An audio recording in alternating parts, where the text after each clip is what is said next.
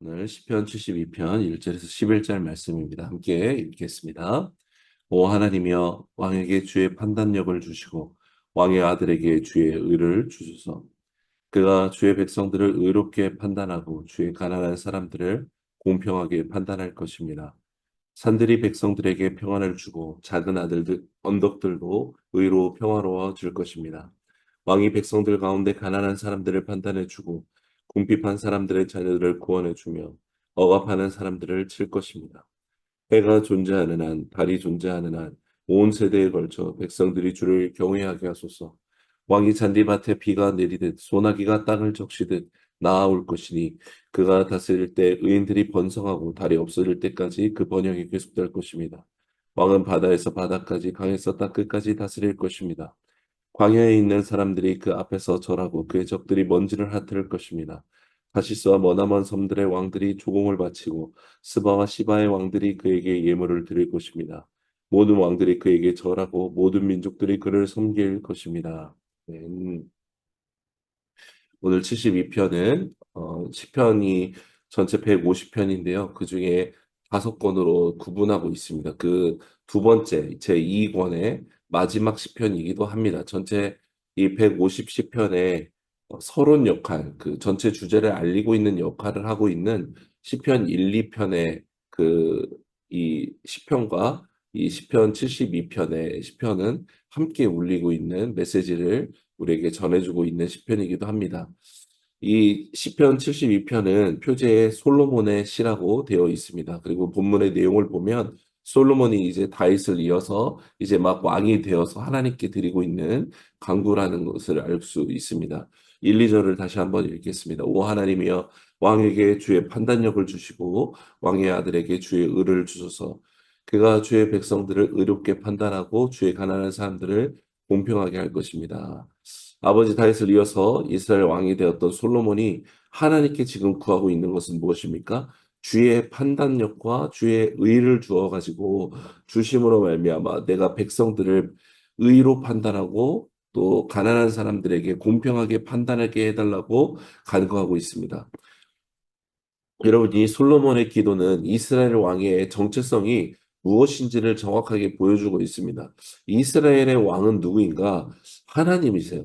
이스라엘은 하나님과 언약을 맺으시고 이스라엘 백성을 인도하시고 가르치시고 모든 것을 교훈하셨던 분이시고 약속의 땅에 도착하게 하십니다. 이 약속의 땅에 도착한 이후로는 모세와 여호수아 같은 리더를 주님이 세우지 않습니다. 왜냐하면 하나님이 그 땅의 왕이시기 때문에 그렇습니다.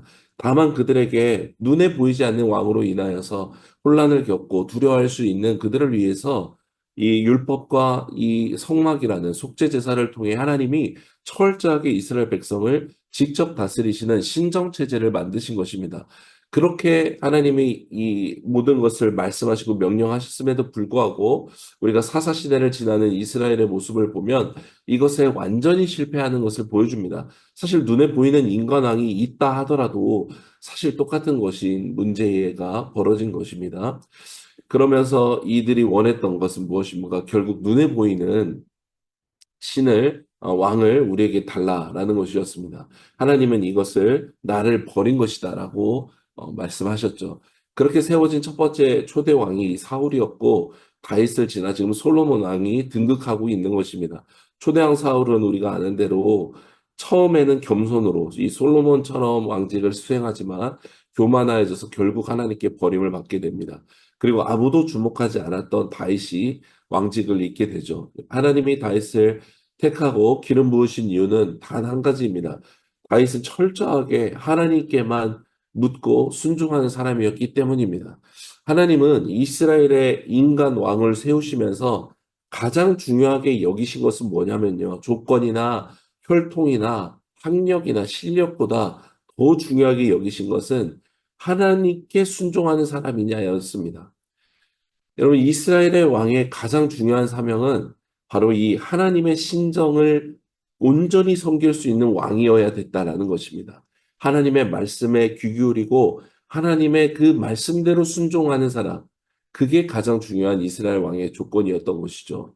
여러분, 그래서 솔로몬이 오늘 주의 판단력과 주의 의를 달라고 기도하는 것은 원어로는 사실 이 판단력과 의가 주님의 정의와 의라고 번역해도 무관한 이 언어를 쓰고 있는데요. 솔로몬은 사울과 다윗을 보면서 신정 안에서 왕정의 이 통치라는 것을 잘 이해하고 있었던 것으로 보여집니다.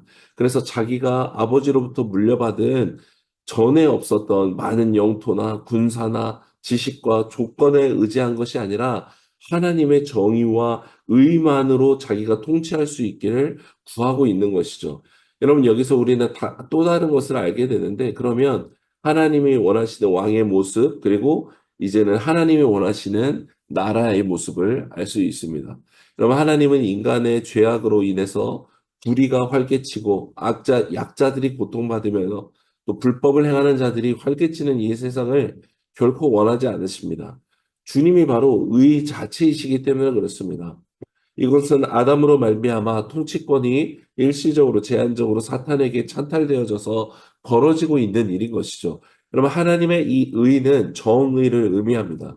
저스티스입니다. 정의가 지켜질 때 억울한 사람이 없습니다. 가난한 사람, 약자들도 여러분 공정한 판결이 이루어지는 나라에서는 기댈 곳이 있고 마지막 보루가 생기는 것입니다. 정의를 판결하는 이 사람을 판단하시는 분은 심판자이신 하나님이시요.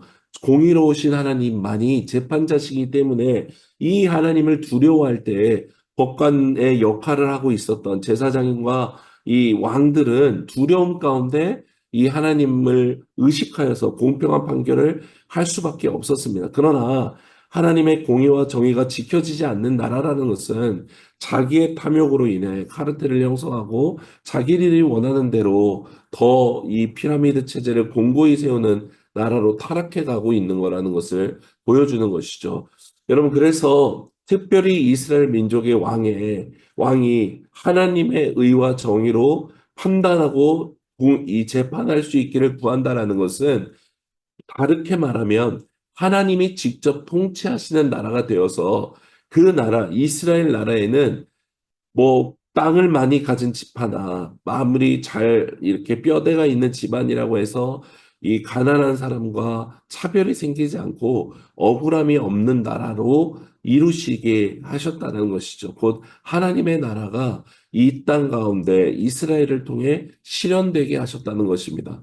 여러분, 하나님 나라는 어떤 곳인가?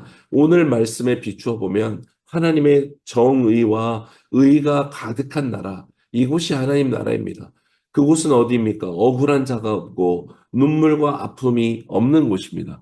여러분, 솔로몬이 하나님의 정의를 구한 것은 바로 자기가 판결 잘해서 내가 높아지게 해달라고, 그러니까 좀 그걸 알려주세요, 이렇게 간구한 게 아니잖아요. 솔로몬이 주의 정의로 판결할 수 있게 해달라고 하는 것은 이 땅에 제가 하나님의 나라가 임하기를 원합니다. 하나님의 정의가 실현되기를 원하도록 제가 섬기겠습니다. 그 의와 정의를 저에게 가르쳐 주십시오라고 기도한 것이죠. 여러분, 솔로몬은 이스라엘 역사상 없을 가장 많은 유산을 다윗에게 물려받았어요. 여러분, 얼마나 많은 열방의 나라들이 이 솔로몬과 친해지려고, 또 국가 안에서도 얼마나 많은 실력자들이 뇌물을 바치고 잘 봐달라고 부탁하려고 했겠습니까? 그러나 적어도 초반에 솔로몬은 오직 하나님의 정의가 이 땅 가운데 실현되기를 간절히 원했던 신정 안에서의 왕정을 섬기고자 했던 왕이라는 것을 보여주고 있는 것입니다. 여러분, 이러한 솔로몬의 간구는 한 이스라엘이 남과 북으로 분열되기 전에 마지막 이스라엘 통합 왕으로서 기도였기 때문에 더 의미가 있고 더 안타까운 것입니다. 여러분, 하나님의 정의와 의를 구하며 그렇게 왕직을 수행하길 바라는 솔로몬의 모습은 아까 말씀대로 시편 이 서론에 해당하는 1편에 나오는 의인으로서 왕직을 의로 수행하고자 하는 솔로몬의 모습과 반영되고 있는 것입니다. 여러분, 그리고 오늘 시편은 하나님의 의를 수행하는 왕, 우리에게 적용하자면 하나님의 공의와 정의를 실현해 나가는 하나님의 사람들이 가져오는 놀라운 축복을 묘사하고 있습니다. 신정을 겸손히 섬기는 인간 왕으로 인해서 하나님의 의가 이 땅 가운데 실현되는데, 그게 어떠한 영향력을 가지고 있는지를 우리는 3절에서 7절까지로 알 수 있습니다. 특별히 여러분 3절에서 7절까지의 내용적 구간을 보면 3절과 7절 가운데 이 우리 성경에 평안이라는 단어가 이 내용을 감싸고 있습니다. 우리말 성경의 7절에 이 평강이라는 단어를 누락해서 번역했는데 상당히 아쉬운 부분이고요.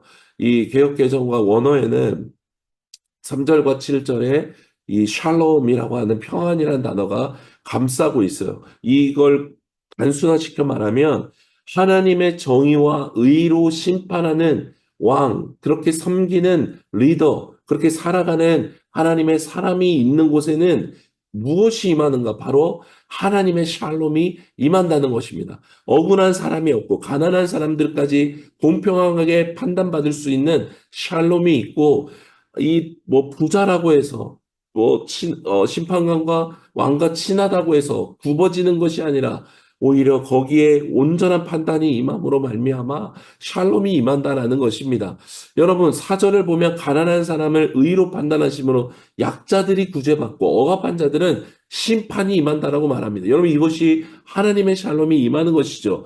이 고통당한 자들의 억울한 소리가 사라지는 샬롬이 임하는 것입니다. 여러분, 어떻게 그것을 이루시는가? 인간 왕의 섬김으로써 그렇게 이루시겠다라는 것입니다. 여러분, 그리고 왕이 하나님의 의로 다스리는 동안에는 해가 존재하고 달이 존재하는 한 계속해서 번영이 계속될 것이다 라고 선포하듯이 하나님의 평강이 계속될 것임을 역으로 말씀하고 있는 것이죠. 여러분, 솔로몬이라고 하는 신정을 받드는 왕 한 면의 역할이 이토록 큰 영향을 가져올 수 있다는 것을 오늘 성경은 우리에게 가르쳐주고 있는 것입니다.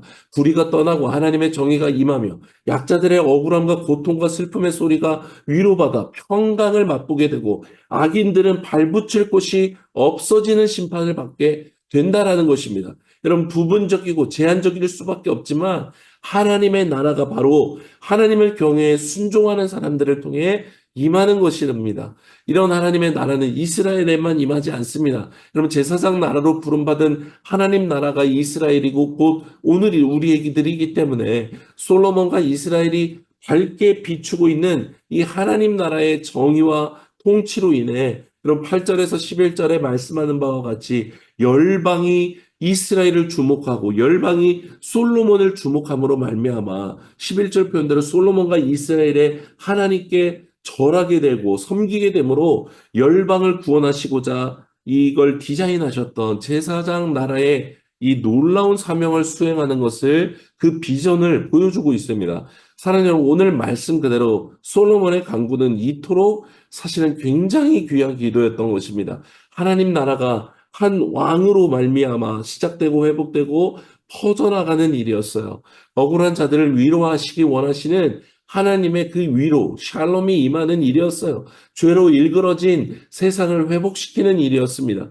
적용하자면 베드로전서 2장 9절 말씀대로 왕 같은 제사장들로 부름받은 우리의 사명도 바로 이와 같다는 것입니다. 우리가 이 세상에서 대통령이나 장관들은 아니지만 여러분 온 우주의 왕으로 등극하신 예수 그리스도를 믿는 자들의 자녀이고 제사장 나라로 선택받고 부름받은 자들이기 때문에 여러분 우리의 각자의 삶에서 우리가 하나님의 정의와 의를 따르며 살아가는 선택을 통해 하나님 나라가 임하는 것입니다.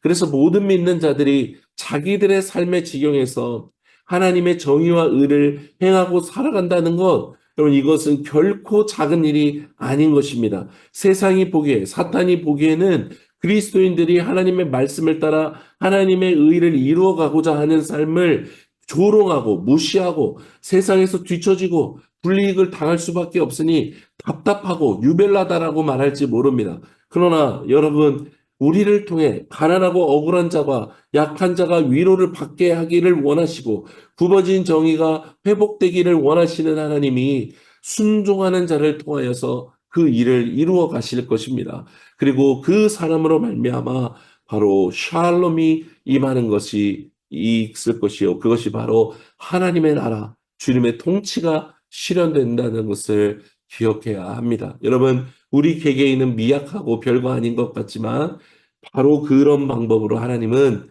이 땅 가운데 하나님의 나라를 세워가기를 원하시는 것입니다. 다들 불법과 편법을 아무렇지 않게 행하고 하나님의 법, 하나님의 의를 지키는 자를 통해 이 세상은 하나님의 존재를 깨닫게 되고 우리 오늘 말씀을 보면 여러분 피조 세계가 이 일을 통해 회복되고 이 하나님의 통치 가운데 거하게 된다는 것을 보게 되는 것입니다. 그래서 우리의 삶은 여러분 결코 작지 않습니다.